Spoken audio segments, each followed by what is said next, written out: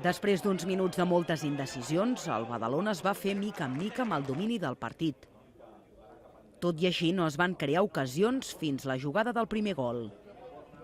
Albert Manga va picar un córner i Manolo Bueno va ser objecte de penal. Manga el va transformar amb la seva contundència habitual, avançant el conjunt de Manolo Márquez en el marcador. Uns minuts més tard, l'àrbitre va voler compensar l'acció anterior i va xiular també penal en un llançament de falta de San Julián per unes suposades mans de Manolo Bueno. El mateix San Julián va ser l'encarregat de transformar la pena màxima. I amb l'1-1 en el marcador es va arribar al final del primer temps. A la segona part, el domini va ser absolut per part del Badalona, que va disposar de dues oportunitats molt clares per poder aconseguir el gol de la victòria.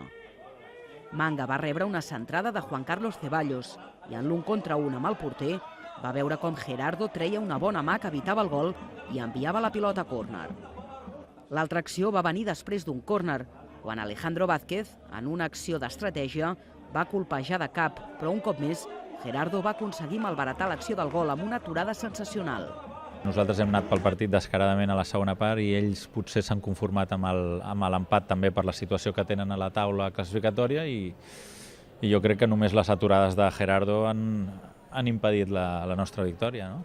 Els badalonins ho van seguir intentant fins al final, però la manca d'encert en la finalització els va impedir aconseguir una millor renda. Penso que realment mereixíem la victòria, però res a dir a l'equip, felicitar l'equip. Aquesta és la línia a seguir, pràcticament la que hem portat tot l'any. Ara el Badalona suma 41 punts i se situa en la 6a posició, però malgrat tot segueix a un sol punt de la 4a plaça. La setmana vinent rebrà el Sant Andreu al camp del Centenari.